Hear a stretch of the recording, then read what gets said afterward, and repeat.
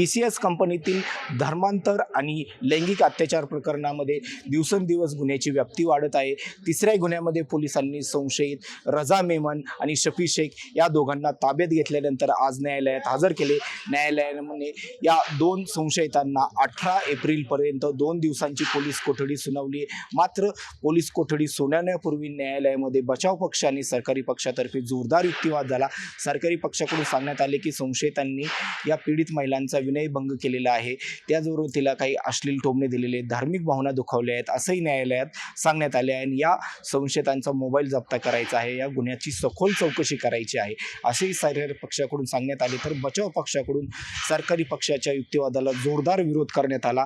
मुंबई नाका पोलीस ठाण्यात जो गुन्हा दाखल आहे त्यामध्ये शफी शेख आणि रजा शेख या दोघांना आधीच पोलीस कोठडी देण्यात आली होती। तपास यंत्रणेने आधी तपास केलेला आहे, त्यामुळे नव्याने पुन्हा पोलीस कोठडी देण्याची गरज नाही।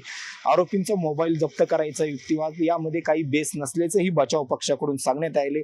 न्यायालयात कोठडीमध्ये मोबाईल जप्त करण्यासाठी काही प्रयत्न केले, त्यांची गरजडती घेतली का, कुटुंबियांच्या सदस्यांसोबत विचारपूस केली का असेही बचाव पक्षाकडून विचारणा करण्यात आली।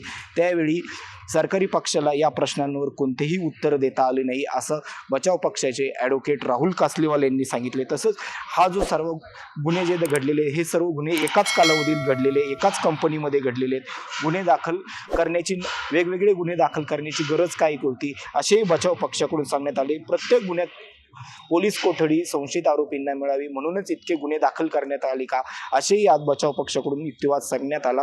दोन्ही पक्षांचा युक्तिवाद ऐकल्यानंतर न्यायालयाने दोन संशयितांना 18 एप्रिलपर्यंत पोलीस कोठडीत सुनावली। विशेष म्हणजे न्यायालयाकडून या संशयित आरोपींना विचारण्यात आले की तुम्हाला काय सांगायचे आहे का। त्यावेळी शफी मेमन या संशयित आरोपींनी सांगितले की मला कारागृहामध्ये काही जणांनी मारहाण केली आहे। तर असेही सांगण्यात आले की त्याला कुणी मारहाण केली, त्याला कशासाठी मारहाण करण्यात आली होती याचाही आता पोलिसांना तपास करावा लागणार आहे। विशेष म्हणजे या युक्तिवादानंतरनं संशयित आरोपीचे नातलगांनी माध्यमांशी संवाद सांगितला की मुस्लिम समाजावर हा दबाव टाकण्याचा प्रयत्न केला जातोय, मुस्लिम समाजाला कोण सांगायला त्यांचं कोणी नाही आहे, जे दाखल झालेले आहेत ते खोटे गुन्हे दाखल झालेले आहेत आणि विशिष्ट प्रकारे टार्गेट केले जात आहे आणि धार्मिक द्वेष वाढवण्याचा हा प्रयत्न केला जात आहे या गुन्ह्याच्या माध्यमातून। आणि संशयित आरोपींचे आम्ही बाजू घेणार नाही, जे गुन्हेगार आहे तो गुन्हेगाराला शिक्षा झालीच पाहिजे, मात्र मुस्लिमांवर अन्यायही केला जाऊ नये असंही आता नातलगांकडून सांगण्यात आले। बघा, सर्वात पहिले तर ही केस जी झाली ना याच्यातले मूळ जो आरोपी आहे ना दानिश, एक मिनिट थांबा, याच्यातला जो मूळ आरोपी आहे ना दानिश, त्याच्यावरती येतं हे इलिगेशन होते। तो आरोपी हे काय आहे, तो येतं महिनाभरापासून आहे ना तो सेंट्रल जेलला आहे, त्याच्यासोबत अजून एक आहे, ते दोन्ही लोक सेंट्रलला आहे। हे मॅटर आहे आजच का 12-15 दिवसापूर्वी का उजागर झालं, ही कुठंतरी आहे ना तर हे नाशिक शहरातले वृक्षतोडी असतील, त्याच्यानंतर येतं माळाचं प्रकरण असेल, हे टेंडरच्या घोटाळ्यांचे असेल, खराज बाबा असेल, श्रीरामपूरला गुंजाळ बाबा त्यांनी जे रेप केस हे झालं, याच्यात काय होत होतं, सर्व येतं हिंदू समाजाचे कपडे येऊ राहिले आणि कुठंतरी येतं स्ट्रिप लिव्ह चालवायचं काम चालू होतं।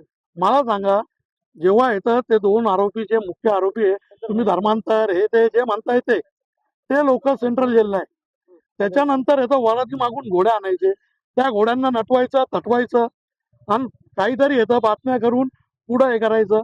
एकाच पोलीस स्टेशनला पोलिसांना FIR घ्यायला जर आपण गेलो, FIR द्यायला तर म्हणता बघा काय काही नाही करून घ्या, त्याच्याला आम्हाला काम वाढवलं आणि 8-8, 9-9 FIR एकाच केसमध्ये 8-8, 9-9 FIR येत आहे। इतका आमच्या नाशिक शहराच्या पोलिसांकडं इतका टाइम लागून गेला। काय मुस्लिम समाज आहे ना कधीच आहे ना तर कोणाला आहे ना तर जातीवादाच्या याच्या त्याच्या नजरेने बघत। ऐकून घ्या, सर्व सांगता ऐका, टाळी एका हाताने नाही वाजत भाऊ। आणि जे पीडित महिला आहे ना तिने कंप्लेंट कोणाच्या विरोधात केलेली आहे आणि त्याच्यानंतर सर्व टार्गेट केलेलं आहे, सर्व टार्गेट केलं। मी हे म्हणतच नाहीये का तो मुलगा चांगला आहे, जो गुन्हेगार आहे त्याला शिक्षा व्हायलीच पाहिजे, मी त्याला पाठीशी घालणारच नाही, कारण ते आमच्या रक्तात पण नाहीये। पण हे काहीतरी येतं तोटांड करून इकडं तिकडं हे ते मोर्चे हे, आणि त्याच्यात काय झालं, मुस्लिम समाजाचं नेतृत्व करायला कोणी नाही आणि जे आम्ही ज्यांना हे केलं ते इथं पुढं अजावत नाहीये. आज मुस्लिम समाज आहे ना वाऱ्यावर सोडला गेलेला आहे आणि कोणी येतं पुढं यायला बोलायला नाहीये. आता प्रेम प्रकरणाचाच मुद्दा आहे तो. अरे भाऊ राजा माझे, आता आपल्या इथं पोलिसांनी सांगितलं का आम्ही साध्या वेशात गेलो. जेव्हा इथं ह्याच राजाला यांना इथं 2-3 दिवस इन्व्हेस्टिगेशन चाललं, त्यांना पाठवलं, ते परत जॉईन झाले कंपनीत आणि ती टीम येते त्यांना इथं इन्व्हेस्टिगेशन त्यांचं करत नाही. मग इन्व्हेस्टिगेशन कोणाचं चालू होतं रे बाबा? कशाला एकतर्फी कामं वरतून याचं प्रेशर येऊ राहिलं, त्याप्रमाणे काम होऊ राहिलं. 15-15 दिवस येतं फक्त टीसीच चालू राहिली. इतका गंभीर गुन्हा आहे का तू? आणि हे जे टार्गेट केले गेले ऐकून घ्या. अरे याच्यात खूप राजकीय प्रेशर आहे भाऊ, खालून वरतून सर्व प्रेशर. अरे भाऊ मी गुन्ह्याबद्दल बोलतच नाही. तुम्ही आहे ना शब्दाला आहे ना तर फोडू नका. जो मुद्दा आहे त्याच्यावरच बोला. हे बघा अहो खूप येऊ राहिलं मुस्लिम समाजाच्या लोकांवर आहे ना. आता पूर्ण समाज तुम्ही बघू राहिले. तुम्ही किती दिवसापासून कव्हरेज करू राहिले आणि कोण मुस्लिम समाजाचं येऊ राहिलं पुढं सांगा मला? शंड आहे का सर्वे? पण पुढं तरी घाबरलेले आहे. तर नाशिक शहर आहे ना, तर आपण जर काही करू तर काही रिकामं काम दंगल बिंगल फक्त चापट चुपट मारल्या गेली दंगल होईल हे होईल. त्याच्यासाठी आहे ना कोणी पुढे येत नाहीये. मुस्लिम समाज घाबरलेला भितरलेला समाज. या संदर्भात आम्ही बचाव पक्षाचे वकील ॲडव्होकेट राहुल कासलेवाल यांच्याशी संवाद साधला असता ते म्हणाले की मुंबई नाका पोलीस स्टेशनच्या आज CR नंबर 169 मध्ये 2 आरोपी हजर केले. शफी आणि रजा या दोघांविरुद्धच ती फिर्याद आहे. त्यांना सेंट्रल जेलमधून ताब्यात घेतलं. आज त्यांना कोर्टापुढे हजर करून त्यांची पोलीस कस्टडी मागण्यासाठीचा रिमांड रिपोर्ट होता. मुख्य ग्राउंड जे होतं ते हे होतं की रजाचा मोबाईल जप्त करायचा आहे आणि त्यांच्याकडे विचारपूस करायची आहे. यापेक्षा वेगळे काही ग्राउंड्स खास नव्हते. आम्ही आमचा युक्तिवाद केला आहे की जो आरोपी ऑलरेडी मागच्या 10-12 दिवसांपासून पोलिसांच्या ताब्यात आहे किंवा सेंट्रल जेलला जमा आहे त्याचा मोबाईल त्याच्याकडून जप्त करणे हे ग्राउंड काही योग्य नाही. यांनी तो मोबाईल शोधण्यासाठी काय प्रयत्न केला, हे त्याच्या घर झडती घेतली का काय, घरच्यांना विचारपूस केली, त्याच्यावर त्यांच्याकडे काही खास उत्तर नव्हतं. दुसरा मुद्दा आम्ही जो महत्त्वाचा मांडला आहे तो की सगळ्या घटना एकाच ऑफिसमधल्या आहे, एकाच काळातल्या आहे. मग असं असताना माननीय सर्वोच्च न्यायालयाच्या एका जजमेंटचा आम्ही सपोर्ट घेतला की जर एकाच सिरीज ऑफ ट्रान्झॅक्शनमध्ये घडलेल्या घटना असतील तर त्यासाठी वेगवेगळ्या FIR करण्याची गरज आहे का? आणि मग अशा प्रकारे वेगवेगळ्या FIR करून प्रत्येक गुन्ह्यामध्ये ताब्यात घेण्याचा प्रयत्न करून विनाकारण त्यांच्या लिबर्टीशी खेळायचा प्रयत्न चालला आहे. याच्यावर माननीय न्यायालयाने सरकार पक्षाकडे देखील खुलासा मागितला. त्यांनी त्यांचा खुलासा दिला आहे. माननीय न्यायालयात या दोघांचं युक्तिवाद ऐकून काय ऑर्डर करेल ते आपल्याला थोड्या वेळात कळेल. कोठडी देण्यात आली. TCS कंपनीमध्ये महिलांवरील झालेल्या लैंगिक आणि मानसिक अत्याचाराच्या ज्या गुन्ह्याच्या घटना आहे त्यापैकी एक जी घटना आहे ज्या पीडित महिलेने तिच्यावरती झालेल्या विनयभंगाची आणि तिला मानसिक छळाची तक्रार दिलेली होती, त्या गुन्ह्यामध्ये आज 2 आरोपींना तिसऱ्यांदा म्हणजे तिसऱ्या गुन्ह्यामध्ये माननीय कोर्टासमोर पोलीस कोठडीसाठी प्रोड्यूस करण्यात आलेलं होतं.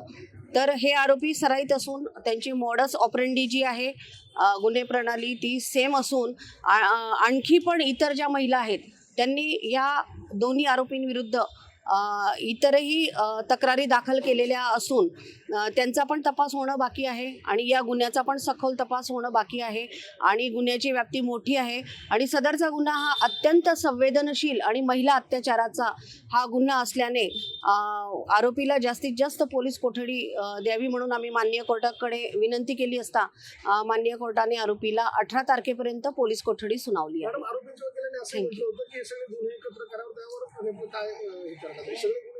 सरकार पक्षातर्फे मी स्वतः आणि हे सदर गुन्ह्यामध्ये SIT स्थापन झालेली आहे आणि SITने मला एक रिक्वेस्ट लेटर दिलेला आहे की आपण व्यक्तिगतरित्या आपण माननीय कोर्टामध्ये हजर राहून या मॅटरमध्ये काम बघावे. म्हणून मी आणि माझ्याबरोबर असणारे सहाय्यक सरकारी अभियोक्ता अनिकेत आव्हाड आम्ही दोघांनी युक्तिवाद केला की गुन्हे आरोपींची जी गुन्हे करण्याची प्रणाली आहे ती सेम असून आणि पीडिता ह्या वेगवेगळ्या आहे. आणि वेगवेगळ्या कालावधीमध्ये ह्या घटना घडलेल्या आहेत आणि पीडितांच्या ज्या घटना आहेत किंवा हकीकत आहेत त्या पण वेगवेगळ्या असल्यामुळे आम्हाला प्रत्येक गुन्ह्याचा वेगवेगळा असा तपास करावा लागणार आहे आणि संवेदनशील गुन्हा असल्यामुळे ह्या गुन्ह्यांचा सखोल तपास होणं गरजेचं आहे. म्हणून आम्ही माननीय कोर्टाला विनंती केली असता आरोपीला पोलीस कोठडी सुनावली.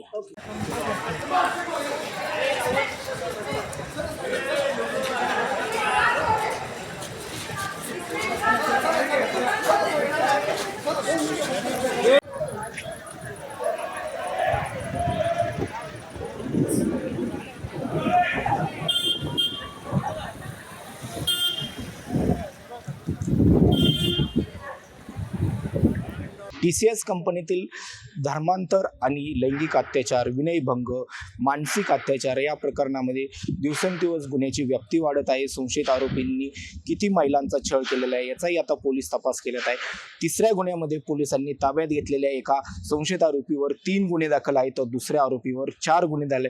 एकूणच या प्रकरणामध्ये या संशयित आरोपींनी आणखीन काही गुन्हे दाखल केले आहेत का, आणखीन कुणावर काही अत्याचार केले आहे का, त्यांनी आणखीन कुणाला धमकावले होते का, या प्रकरणाचे काही आंतरराष्ट्रीय कनेक्शन आहे का, टेरर फंडिंग झालं आहे का, आंतरराष्ट्रीय काही संघटना याच्यामध्ये इन्व्हॉल्व आहेत का, याचाही आता सखोल तपास केला जात आहे. कॅमेरामॅन भाऊसाहेब पवारसह सुशांत किरवे, माय महानगर, नाशिक.